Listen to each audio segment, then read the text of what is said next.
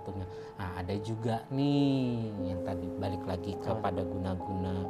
Salah satunya ada guna-guna yang saya bilang tadi menggunakan barang-barang yang haram bahkan najis. Hati-hati sekali. Ini salah satunya sering terjadi adalah di guna-guna yang sering dilakukan oleh para wanita. Yang sering dilakukan para para wanita wanita. yang bertujuan dan menginginkan memiliki pasangan orang lain yang dinilai sudah mapan secara ekonomi. Dengan cara apa? Dia akan memberikan benda najis, mohon maaf sekali lagi, salah satunya adalah darah menstruasi.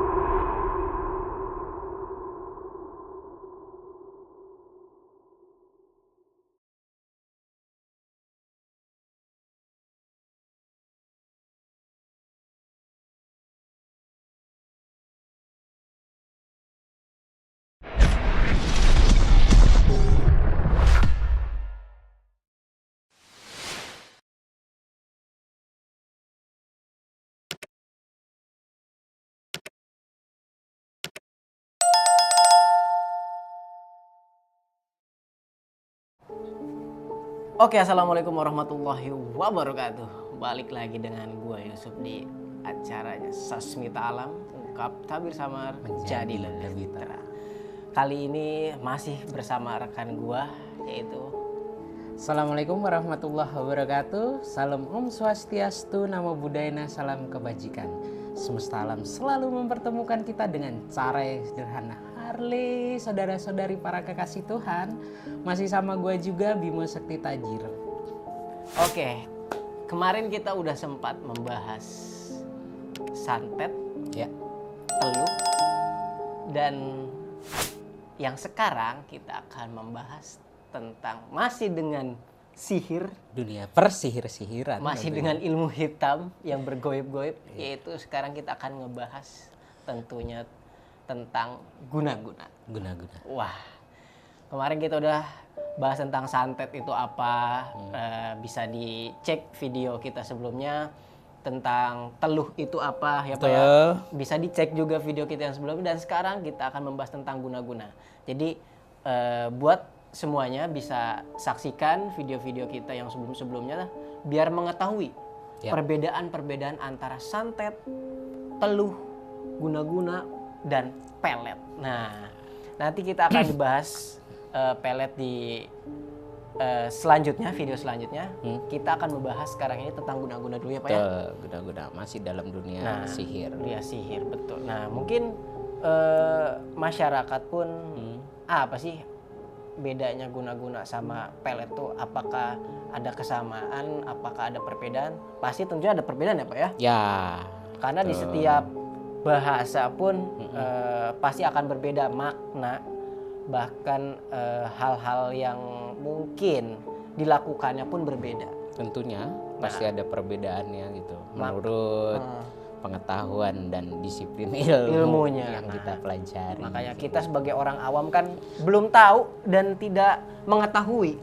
Maka dari itu video ini, channel ini kita bangun untuk memberikan informasi dalam ranah pengetahuan kita, perbedaan pemahaman tentang dunia sihir seperti itu kita kembalikan lagi, karena ini menurut kita bisa jadi sesuatu yang berbeda itu menurut pandangan lain gitu. Jadi sekiranya yang hal-hal yang positif bisa kita ambil dan yang nggak baik bolehlah kita buang. Ya, bagaimana rekan-rekan melihat tayangan ini, apakah mendapatkan hal positif? Betul. Ya silahkan diambil. Kalau misalkan bersifatnya negatif ya jangan diambil. Gitu. Jadi langsung aja kita akan membahas terkait tentang guna-guna. Sebelumnya nih Pak, kemarin kita udah bahas tentang santet, teluh. Itu ada cukup berbeda ya. dari kedisiplinan ilmunya pun berbeda, prakteknya pun agak sedikit berbeda yang digunakan itu. Nah, sekarang guna-guna itu apakah semacam santet dan teluh juga atau bagaimana? Oke. Jadi pada dasarnya semua itu adalah sihir. Dan tetap saya mengatakan kalau tujuannya adalah menyakiti. Baik individu, rumah ataupun personal orang, tempat usaha dan lain-lain. Yang tujuannya intinya adalah menyakiti. Nah, dalam dunia sihir tentunya ada yang namanya santet, ada teluh, kemudian ada guna-guna dan mungkin ada pelet. Nanti kita bahas satu persatu. Itu tentunya ada perbedaannya. Yang kalau kemarin kita sudah bahas perbedaannya santet dengan teluh adalah skop dari jangkauan dari kemampuan kejahatan ilmu tersebut. Santet biasanya itu digunakan atau ditujukan kepada lebih ke arah personal atau perseorangan ataupun rumah gitu loh. Nah, sedangkan teluh itu lebih ke arah skop cangkupannya lebih besar, lebih luas ya. Lebih luas. Misalkan bisa jadi adalah menuju pada menyakiti satu keluarga, satu tempat usaha, satu pabrik, atau bahkan dalam dunia keilmuan teluh di zaman yang dahulu kala skop cangkupannya sangat luas, bisa ke satu kampung, desa lah ya. satu desa kan kayak gitu. Tetapi yang sudah kita bahas, kalau pada zaman sekarang orang yang bisa melakukan ritual dari teluh itu sudah mulai berkurang. Dikarenakan kemajuan teknologi, kemudian raku ritual yang tidak mungkin dilakukan lagi di orang zaman-zaman masa-masa sekarang. Mungkin masih ada beberapa orang ataupun lebih yang masih bisa melakukan ritual itu, tetapi biasanya udah sangat tua umurnya, kemudian memang hidupnya jauh dari yang namanya media sosial dan lain-lain. Karena hal tersebut dibutuhkan lelaku spiritual atau ritual-ritual tertentu yang membutuhkan konsentrasi serta bahasanya suatu ritual lah, intinya itu butuh konsentrasi sangat tinggi dan harus menyepi dan menjauh dari keramaian seperti itu. Nah, balik ke cerita tentang guna-guna, pada dasarnya guna-guna adalah sama, sihir. Tetapi penggunaan ritual guna-guna itu biasanya lebih ke arah pelet. Tetapi tujuannya itu menyakiti. Nah, nanti akan kita bahas tuh perbedaannya guna-guna dan pelet. Pengasihan itu apa. Tetapi untuk guna-guna yang sekarang kita bahas lebih ke arah menyakiti, lebih ke arah jahatnya. Karena apa? Bisa jadi sakit hati, mungkin pernah dengar cerita tentang orang yang dikecewakan karena cinta, gitu. Biasanya seperti itu. Ditinggal nikah, kemudian kasus-kasus yang terjadi biasanya itu pada kehidupan rumah tangga yang sudah menikah. Biasanya itu terjadi, saya ulangin, di orang-orang yang sudah menikah. Karena bisa jadi banyak sekali tujuan kejahatannya di situ, entah membuat pasangannya itu selalu bersama dengan dia gitu, lengket dengan si dia gitu kan, atau juga yang tujuannya ketika dia sudah tidak bisa mendapatkan cintanya, hatinya, raganya, maka dibikin sekalian itu jahat, bikin gila, dibikin lupa segala macam. Nah, biasanya salah satunya yang terjadi pada rumah tangga adalah terjadinya gejolak di rumah tangga itu berlebihan. Kayak gitu, bisa sampai terjadinya perpisahan ataupun perceraian antara pasangan suami istri. Tidak melulu juga harus berpisah, tetapi juga ada suatu kejadian-kejadian yang banyak pun beredar adalah yang tadi, pasangannya supaya selalu tidak berpaling, selalu nurut, selalu menuruti apa yang dimau, selalu pokoknya yes ma'am, yes pap gitu misalkan. Nah, itu ada cara-cara ritual-ritual khusus yang dilakukan orang-orang tersebut. Dan biasanya menggunakan suatu ritual-ritual yang bisa jadi itu sangat menjijikkan atau menggunakan barang-barang najis dan haram. Kayak gitu, Pak. Berarti dari si guna-guna ini lebih yang menjalankan ritual-ritualnya si pelakunya atau tentunya gimana? akan didukung dengan praktek-praktek ritual perdukunan. Kemudian selanjutnya langkah yang dilakukan adalah tentunya dilakukan oleh orang-orang tersebut, entah pasangannya dari pihak pria ataupun wanitanya. Seperti itu. Ada seperti salah satu contoh gitu loh. Salah satu contoh yang sering terjadi adalah guna-guna pelakor. Ya. Itu kita sering ngedengar kan? Iya, gitu. betul. Dibuat lupa misalkan orang ketiga lah ya. Orang ketiga misalkan. Karena si bapak ini memiliki suatu kekayaan, jabatan, kemudian materialis lah pokoknya. Berhubungan dengan secara ekonominya itu lebih tinggi, dari cukup lah ya. Lebih dari cukup. Nah, sehingga banyak sekali, mohon maaf, tidak semua itu pun juga wanita-wanita yang mencari jalan instan. Ya, untuk mendapatkan si pria itu karena dinilai sudah mapan. Betul. Kemudian sudah memiliki segalanya. Dan tidak melulu juga, Pak. Artiannya kejadian itu juga dilakukan sama wanita. Sebaliknya ya. Sebaliknya ya. Artinya juga si wanita itu sudah dinilai mapan segala macam gitu kan. Ataupun memiliki paras yang lebih gitu kan. Itu bisa.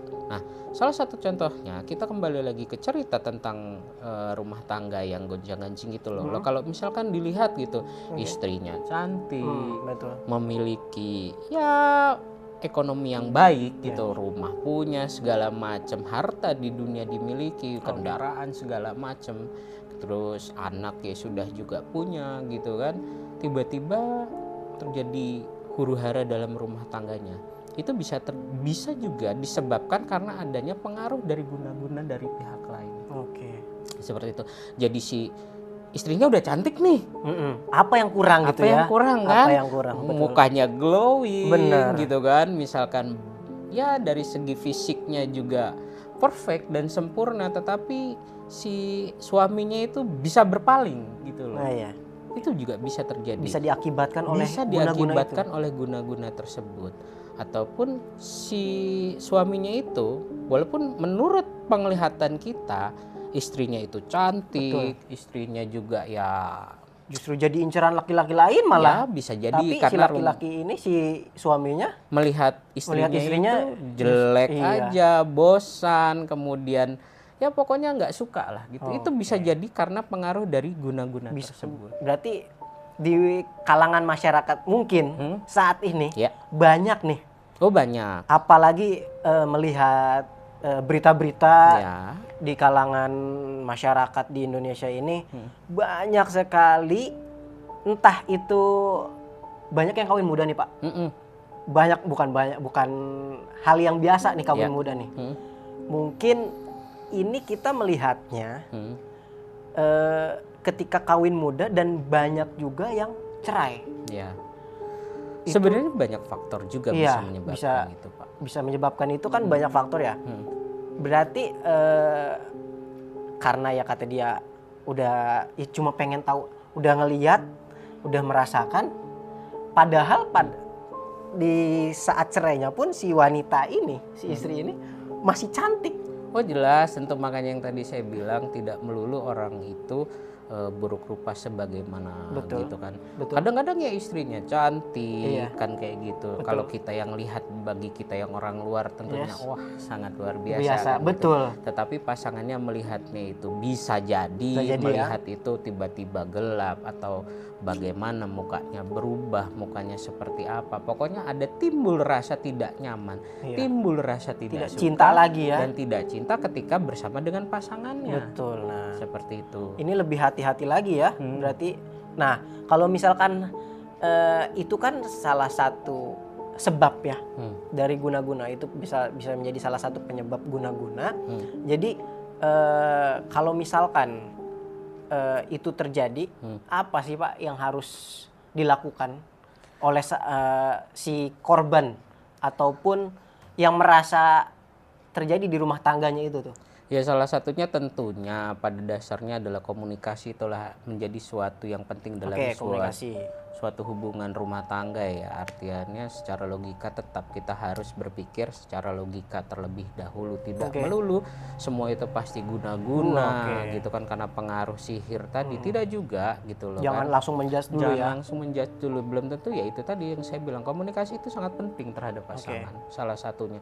Kenapa ya, itu menjadi faktor dasar kenapa orang bisa berpaling, salah satunya. Selain juga adanya pengaruh dari hal gaib tersebut seperti guna-guna itu bisa terjadi Pak.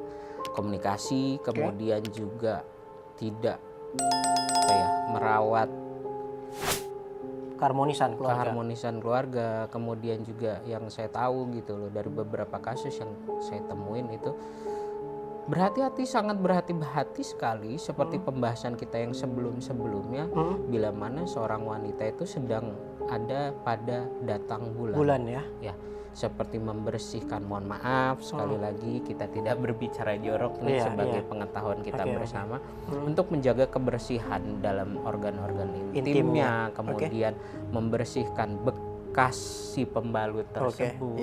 Itu karena kan kita pernah bahas di konten sebelumnya ya. Karena itu bisa sangat berpengaruh sekali gitu loh. Nah, mungkin tadi salah satu itunya adalah komunikasi ya Pak ya. Betul. Komunikasi, terus menjaga keharmonisan keluarga, dan mungkin salah satunya bukan salah satu hal yang paling penting untuk meminimalisir lah ya hal-hal itu terjadi adalah kita selalu berpikir positif ya Pak ya. Betul, itu satu yang sama utama lain. Berpikir positif gitu loh, jangan mudah curiga sebagaimana karena bisa jadi namanya dalam hubungan, apalagi udah berkeluarga ya, itu kalau terlalu dicurigai juga akhirnya akan timbul di mana daripada gue cuma dituduh-tuduh, mending sekalian aja gue lakukan. Istilahnya kan, gitu. Apalagi laki-laki yang udah kerja capek-capean, ternyata dituduh oleh istrinya seperti ini bla bla, gue udah capek nih kerja seharian, gue macet-macetan di jalan, kehujanan, kepanasan, ternyata kan ya ini bukan berarti membela laki-laki ya, bukan berarti membela laki-laki. Kita sebagai laki-laki bukan membela laki-laki, tetapi salah satu penyebabnya bisa terjadi di situ. Nah, itu bisa terjadi juga di hubungan rumah tangga. Bisa juga yang tadi kita bahas, orang tiba-tiba bisa lupa segalanya. Berarti gitu, bisa dibikin hilang ingatan. Cinta ditolak, dukun bertindak. Seperti itulah. Ada peribahasa konyol yang menurut saya itu menjadi suatu itu nggak tahu tuh siapa yang bikin yang menciptakan gitu loh. Tapi memang hal tersebut bisa benar ada seperti itu. Tidak melulu juga di rumah tangga. Kemudian itu tadi ketika orang tidak bisa mendapatkan cintanya pasangan tersebut gitu loh, hatinya baik laki ataupun banget ya, berarti dia perempuan gitu, harapannya sudah hopeless, akhirnya itu tadi mendatangi dukun, praktisi spiritual yang memiliki, diklaim sekali lagi memiliki kemampuan untuk berbuat jahat, seperti itu. Nah, salah satunya misalkan dikirimkanlah guna-guna sehingga dia bisa gila. Itu bisa terjadi Pak. Jadi yang dirusak adalah tadi itu akal pikirannya itu dirusak. Makanya dalam perjalanan konten yang kita berikan, kita selalu memberikan kira-kira clue-clue yang harus diperhatikan. Menurut keilmuan yang kita punya ya, dan yang kita diajarkan dari guru-guru kita, orang-orang tua kita itu seperti berhati-hati dengan tanggal lahir, bulan, kemudian bagian tubuh tertentu, rambut, kuku, dan apalagi darah seperti itu. DNA. Itu bisa dijadikan sarana ritual untuk melakukan guna-guna tersebut. Itu tadi orang bisa gila, terus lupa ingatan, ingatan dalam arti lupa ingatan itu tidak seperti pribadi dia biasanya, karena terjadinya perubahan sifat dan sikap yang sehari-hari, misalkan orang ini seperti pola kehidupannya pun jadi berubah, pun berubah. Seperti itu bisa terjadi, salah satunya itu tadi bisa jadi dibikin gila, dibilang hilang ingatan, juga bisa diputus jodohnya Pak. Itu jadi dia nggak punya jodoh? Bukan tidak punya jodoh, punya ya, cuman mungkin bertemunya itu selalu dihalang-halangi. Dihalang-halanginya itu lewat faktor gaib. Banyak kemungkinan yang bisa terjadi. Jadi misalkan udah ketemu contohlah si A. Misalkan si A ya, ini si adalah A seorang wanita nih. Oke, si A si wanita. Sebut saja dia Bunga misalkan. Bunga. Si Bunga ini memiliki pacar ataupun pasangan gitu kan. Karena faktor banyak hal, misalkan dari orang tua yang tidak setuju ataupun banyak faktor, dan itu bisa menjadi alasan masing-masing lah ya. Kemudian si pasangannya nih, si bronya ini karena tidak bisa mendapatkan si Bunga ini, terus ya itu tadi mendatangi praktisi-praktisi yang diklaim memiliki kemampuan seperti itu, akhirnya diputus jodohnya.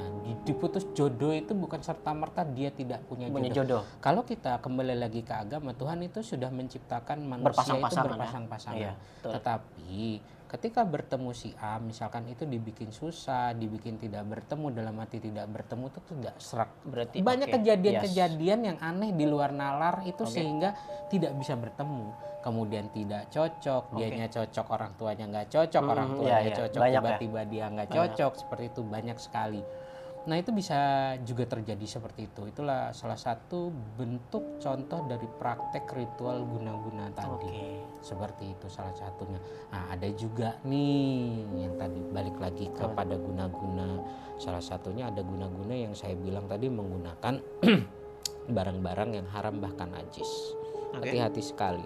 Ini salah satunya sering terjadi adalah di guna-guna yang sering dilakukan oleh para wanita.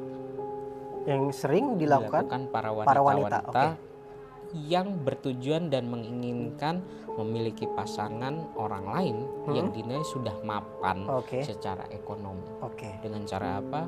Dia akan memberikan benda najis, mohon maaf sekali lagi, salah satunya adalah darah menstruasi.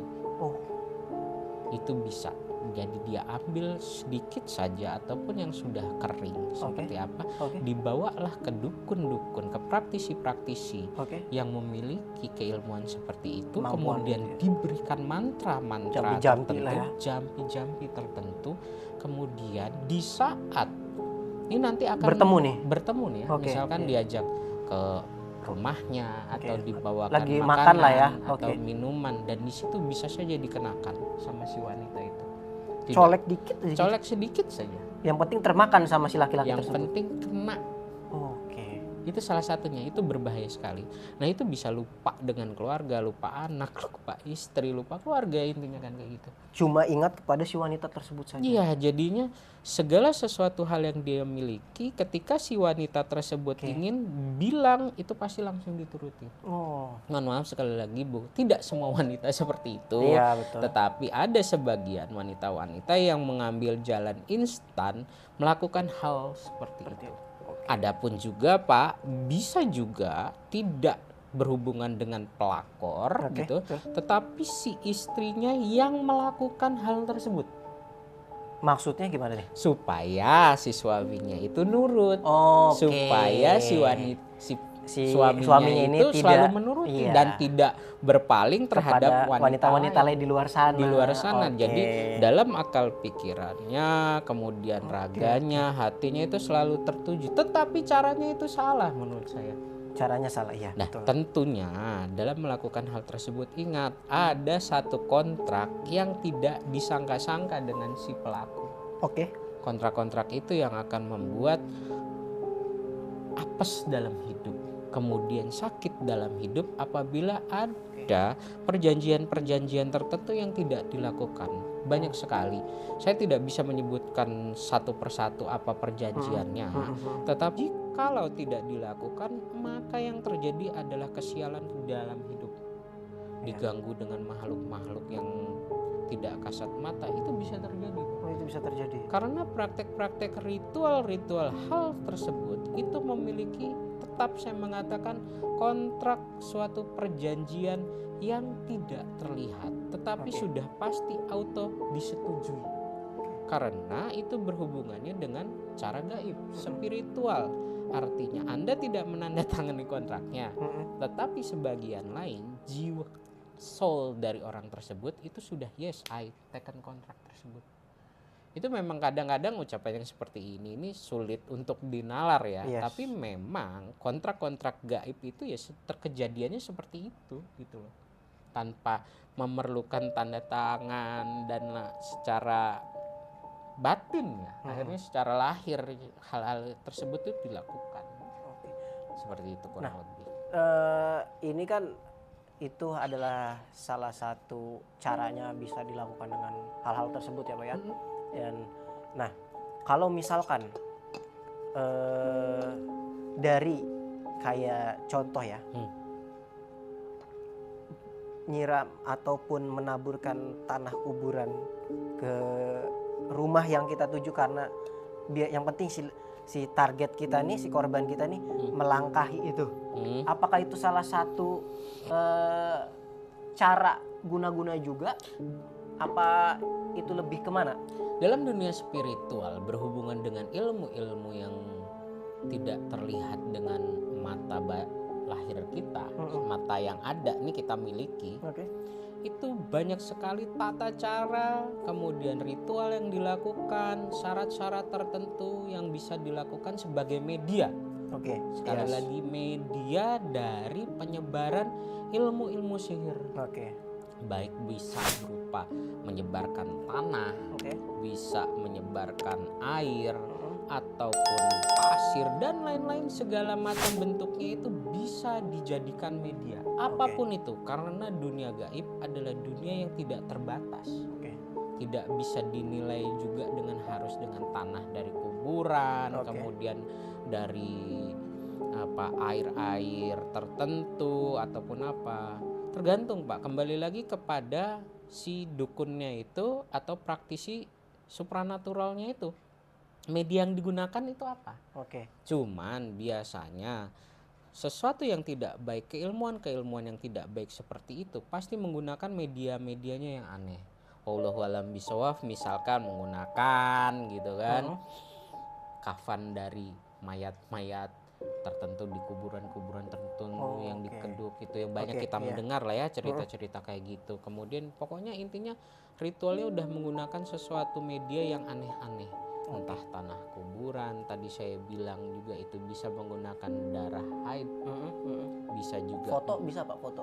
Ya bisa juga, tetapi yang sering kita bahas kalau hal-hal tersebut tentunya harus memiliki identitas, data diri, kemudian bagian-bagian tubuh tertentu. Kenapa? Supaya itu masuknya pas.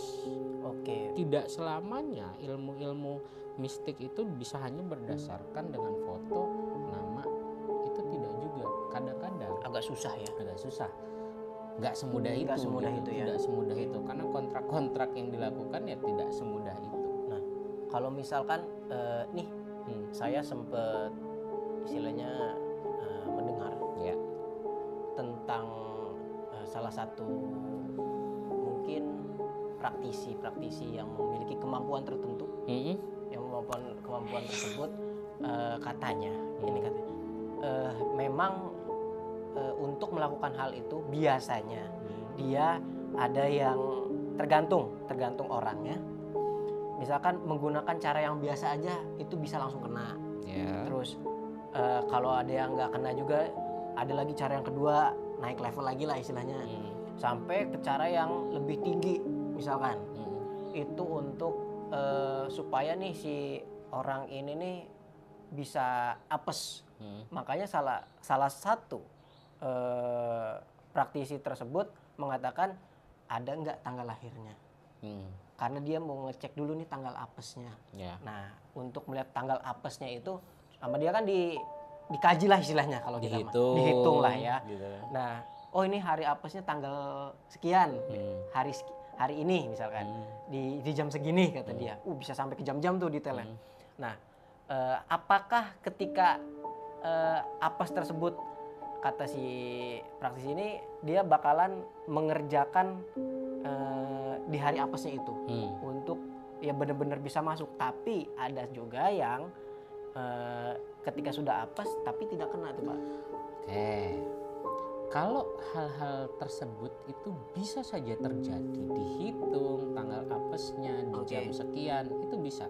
Bisa ya. Tentunya dalam keilmuan praktisi-praktisi yang diklaim memiliki kemampuan tersebut ada ilmunya, ada ilmunya ya, ada ilmunya, ada tidak sembarangan, betul, tidak sembarangan. Kemudian tadi kalau dibilang sudah dihitung hari apes tetapi tidak kena, kenapa? Nah gitu, iya kan? Tanda tanya. Kenapa itu? Padahal itu udah yang paling tinggi itu, ya, tingkat satu, paling tinggi. Manusia itu baik dia memiliki kekuatan kesaktian lah, anti teluh, anti guna-guna dan segala macam untuk beberapa orang tertentu. Manusia biasa pun itu sebenarnya bisa. Kenapa? Itulah yang selalu saya bilang, kenyataan tidak mengenal kata andai, yang sudah terjadi memang harus terjadi.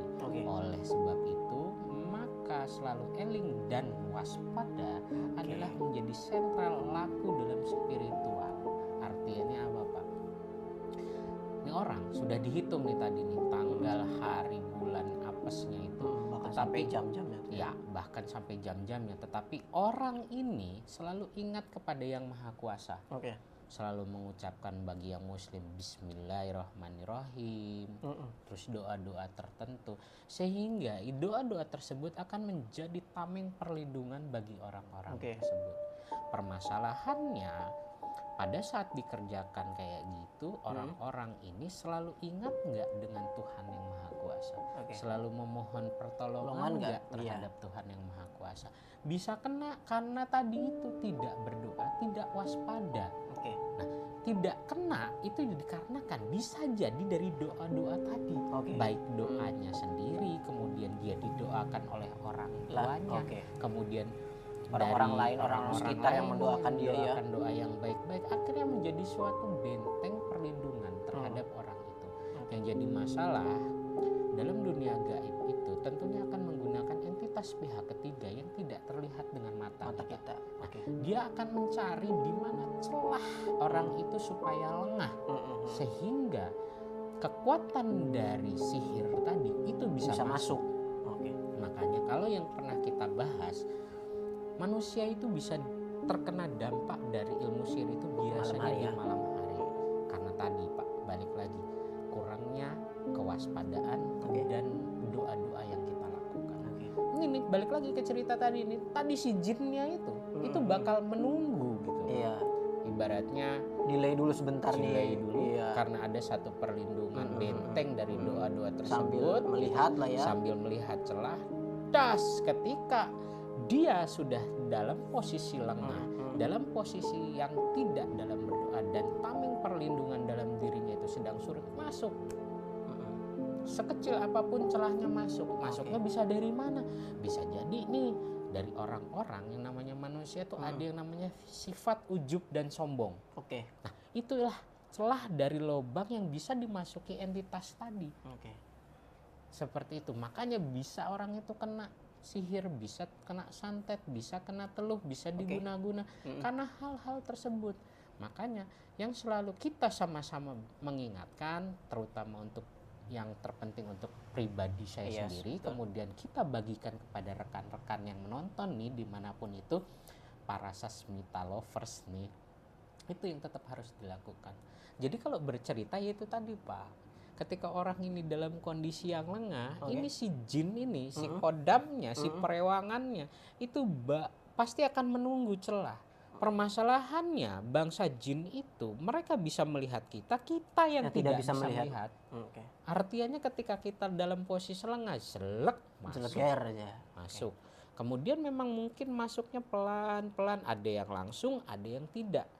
Seperti teluh yang tempo hari kita pernah bahas di konten yang lalu, kemudian diguna-guna ini, tiba-tiba nanti dia akan masuk si entitas tersebut itu, kemudian dilakukan ritual-ritual khusus yang bentukannya itu sudah gaib, pola kerjanya gaib dan tidak bisa dinalar dengan logika dan dilihat dengan mata kita, itu terjadi. Akhirnya dimasukkan kekuatan-kekuatan entitas tersebut, kemudian dia di dalam itu mulai merusak dari pertama yang diserang adalah akal pikirannya. Karena ketika sudah akal pikirannya bisa dirusak, maka bisa disebar ke semuanya, lewat darahnya, berada di jantung, berada di paru-paru dan organ-organ yang lain, sehingga itu yang dirusak. Nah, Dirusaknya langsung juga itu kan yang seperti yang sudah kita bahas tadi, tidak langsung kepada bentuk fisiknya, tetapi ada sebagian sukma jiwa dari orang-orang tersebut yang dianiaya. Karena ketika itu yang sudah dikenakan, maka terjadilah tadi peristiwa-peristiwa kesakitan, penyakit yang bisa terjadi. Karena dibawanya oleh entitas yang tidak terlihat. Nah, sama seperti tadi, entitasnya itu pun sendiri geng-gengan bahasanya ketika orang ini waspada gitu kan, misalkan yang dikirim ini makhluk entitasnya yang masih kelas receh.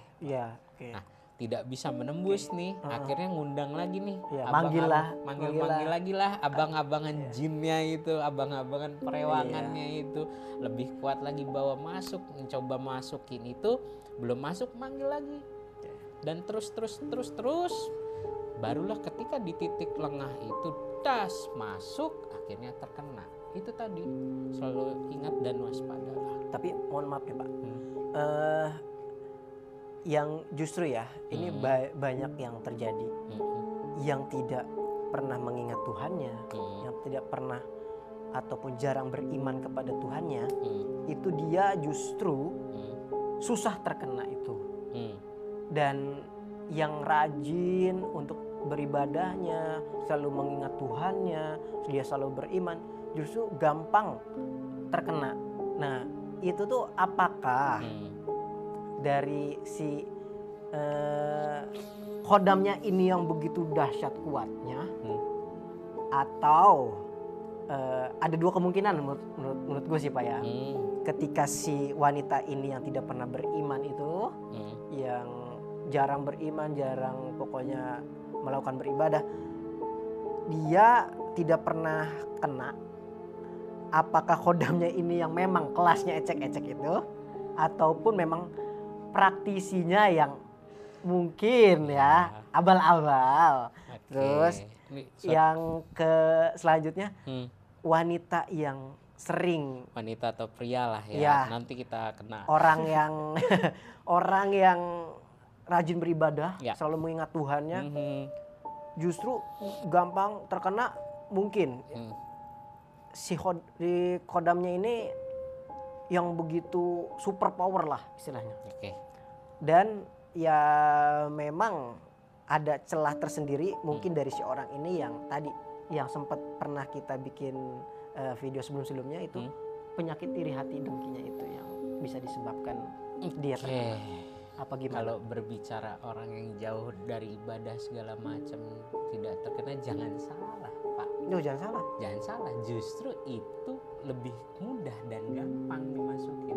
Tetapi tanpa kita sadari, itu tidak terasa Pak. Karena makhluk-makhluk tersebut itu tiba-tiba bisa mengambil kesadaran dari manusia tersebut. Contoh, orang itu tidak beribadah, enggak kena segala macam, tetapi di lain hal masuklah itu pengaruh dari tadi jin, setan dan iblis tadi, lebih merubah pola hidupnya. Semakin jahat, semakin melakukan hal-hal yang tidak terpuji. Secara tidak langsung itu nanti kena, tetapi tidak langsung. Perlahan-lahan lah ya. Perlahan-lahan, tapi saya bisa pastikan pasti banyak perubahan. Perubahan dalam dirinya. Jangan salah, yang kayak gitu-gitu tahu-tahu nanti bisa hilang ingatan, bisa gila segala macam. Karena apa Pak? Semakin dia yang memohon perlindungan kepada Yang Maha Kuasa aja masih bisa kena, apalagi yang enggak. Yang tadi saya bilang pelan, tetapi akan merubah pola. Tapi pasti jadinya ya. Tapi pasti. Yang tadinya dia itu nggak ada niatan untuk, mohon maaf, misalkan tidak ada niatan untuk menyakiti orang lain seperti membunuh, memukul segala macam, jadi ada itu niatan, bisa jadi loh. Jadi berubah dia itu karena pengaruh tadi itu, kekuatan jin, setan dan iblis tadi. Bisikannya luar biasa ya. Bisikannya luar biasa. Dan jangan salah, orang-orang yang kayak gitu kadang-kadang kan kita tidak berobat untuk memeriksa dengan kesehatan kita. Iya, betul. Tahu-tahu digerogoti dari dalam, dirusak dari dalam. Banyak terjadi hal tersebut. Intinya yang memohon pertolongan aja masih bisa kena, apalagi yang tidak. Sebelumnya gini Pak, mungkin terakhir ya dari saya, dari gue gini, ketika tadi sempat bilang yang jarang beribadah atau beriman kepada Tuhan aja itu sangat mudah, sangat bisa terkena. Tadi dijelaskan bahwasannya itu secara perlahan merubah pola hidupnya. Nah sekarang tapi kan si pelaku ini nih, pelaku yang mengguna-guna si korban ini, dia melihatnya kok tidak ada perubahan gitu kan, walaupun memang perubahannya secara pelan-pelan itu tadi. Tapi yang diharapkan ini adalah guna-gunanya agar si wanita ini nih ataupun si korban ini, si laki-laki ini, dia guna-gunanya itu untuk ya kayak hilang ingatannya karena dia, jangan cuma mengingat si pelaku ini. Ya itu tadi yang saya bilang, tidak melulu orang yang diguna-guna itu sakit tiba-tiba atau apa. Bisa jadi itu tadi akal pikirannya dirusak, dalam hatinya, dalam pikirannya yang ada hanya si pelakunya tersebut. Nah yang tadi berbicara dengan guna-guna pedot jodoh gitu tadi, akhirnya apa? Tidak bertemu. Misalkan ada orang yang melamar dengan baik gitu kan, minta kepada orang tuanya baik-baik gitu, nggak jadi karena si wanitanya nggak mau. Begitupun sebaliknya, si laki juga nggak mau gitu. Itu bisa terjadi loh, logika nggak? Kalau orang tadi seperti tadi guna-guna dirusak akal pikirannya, itu dipotong tadi, itu jalur perjodohannya, percintaannya itu bisa terjadi, dan banyak sering loh itu kasus-kasus seperti itu. Jadi istilahnya mohon maaf kawin tua bisa terjadi ya seperti kan? Itu tapi tidak melulu orang-orang yang menikahnya tua ya, itu juga karena gara-gara itu tidak bukan maksudnya gitu. Ke situ ya tidak seperti itu juga ya. Artinya banyak faktor 1-2 hal yang jelas betul. Nih yang jelas ketika memang ditemukan indikasi tersebut, maka berobatlah kepada orang-orang yang memiliki kemampuan dan keilmuan yang memang sesuai dengan disiplin ilmunya tersebut. Itu seperti ustadz, kiai ataupun siapapun itu pemuka agama yang lain, supaya apa? Memohonkan bantuan pertolongan seperti itu. Dan tetap harus berhati-hati, tidak semua orang-orang yang diklaim memiliki kemampuan tersebut itu orang yang benar. Yang tadi kita sering bahas nih di materi konten-konten yang lalu-lalu, sehat enggak, duit habis. Betul. Jangan sampai melihat wah ini ramai, oh mungkin ini orang yang luar biasa bisa mengobati. Jangan tergiur karena ramai dan juga ya mungkin tampilan ya. Itu juga belum menjadi belum menjamin ya. Menjamin, selalu mengatakan belum menjadi indikator keahlian. Betul. Gitu. Ya tetapi dalam mencari orang-orang yang memiliki kemampuan tersebut itu kan kadang-kadang jodoh-jodohan. Betul. Jodoh-jodohan dalam arti kalau emang ketemu orang yang benar bisa langsung sehat gitu kan. Kalau enggak ya itu tadi, entah harus beli syarat ini lagi, akhirnya duit habis segala macam.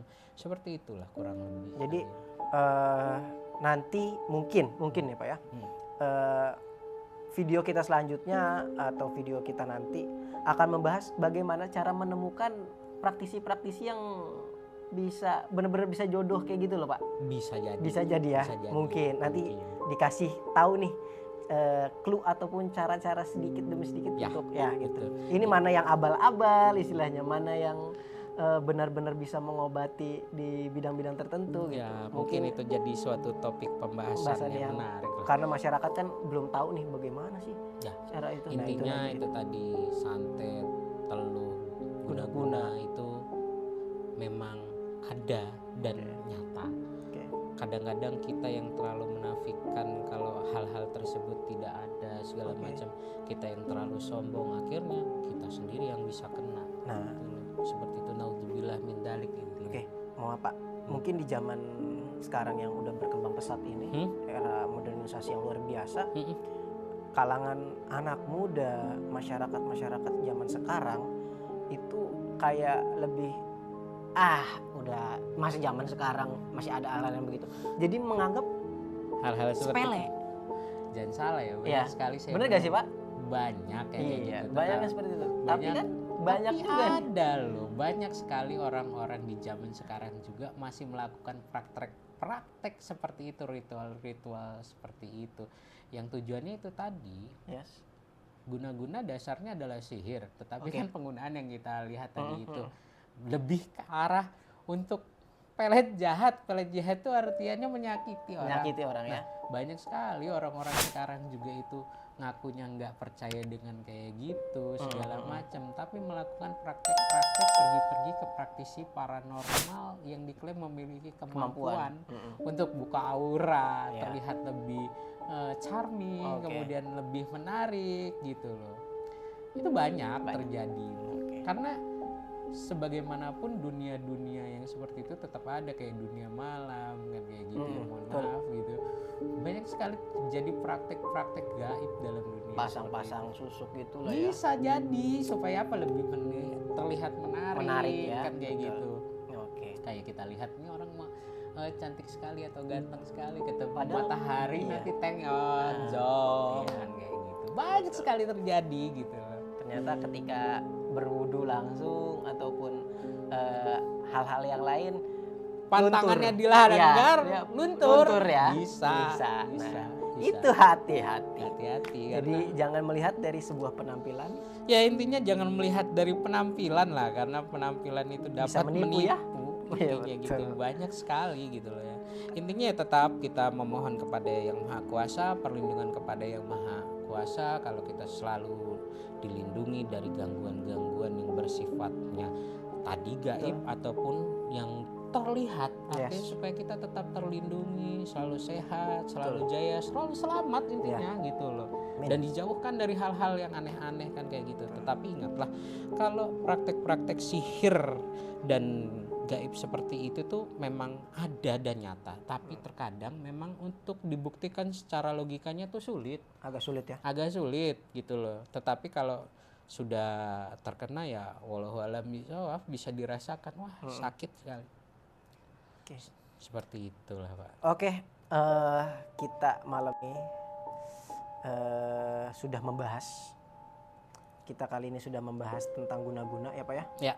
Artinya guna-guna, guna-guna, santet, teluh itu ada sedikit perbedaannya kan kayak gitu. Nanti di video kita selanjutnya akan membahas tentang pelet, dan intinya guna-guna adalah pelet yang menyakiti ya. Pelet jahat lah. Pelet jahat. Bisa sampai lupa diri, lupa keluarga, lupa anak, lupa istri. Banyak hal bisa dilakukan. Bahkan ya bisa sampai terjadinya bunuh diri Pak ya. Bisa, karena bisa itu jadi. Yang diputus adalah tingkat kesadarannya. Kesadaran yang dimakan oleh tadi makhluk-makhluk entitas seperti itu yang tidak terlihat, dirusak, akhirnya hilanglah kesadaran secara manusiawinya. Timbullah rasa untuk bunuh diri ya. Bunuh diri bisa gitu, sudah jelas itu. Karena itu tadi kesadaran sebagai manusianya dirusak. Oleh sebab itu, maka saya selalu tidak bosan untuk mengingatkan kalau eling dan waspada itu menjadi sentral laku spiritual yang utama. Betul. Seperti itu. Itu adalah salah satu sebabnya, tapi jangan salah juga bahwasannya kematian semua sudah diatur di tangan Tuhan. Betul, tetapi manusia mempunyai pilihan. Betul. Bagaimana cara dirinya untuk terus hidup. Gitu loh. Artinya kalau yang sudah ditentukan sama Allah, misalkan sakit segala macam, sudah kodratnya. Betul. Tapi kalau orang yang bunuh diri segala macam, itu sangat disayangkan. Oleh karena itu tetaplah memohon perlindungan kepada Yang Maha Kuasa, karena selalu beriman. Apapun agama kita ya. Betul. Apapun agama kita gitu loh. Karena agamalah yang dapat menjadi penguat dalam batin kita. Itu. Apapun agamanya, selalu memohon perlindungan kepada Yang Maha Kuasa. Intinya seperti itu. Mungkin itu saja dari kita di video kali ini tentang guna-guna yang mungkin bisa membuka hasanah baru mungkin bagi masyarakat. Betul. kalau ada nanti pertanyaan-pertanyaan gitu kan, bisa nih di kolom komentar atau DM langsung ke Instagram. Betul. Menanya-nanya di Instagram kita, nanti kita akan buka sesi tanya jawab terkait tentang sihir di Instagram kita, bisa bertanya-tanya di situ. Nanti kita akan buka sesi pertanyaan. Silahkan bertanya, nanti akan dijawab langsung oleh praktisi kita, Bapak Bimo.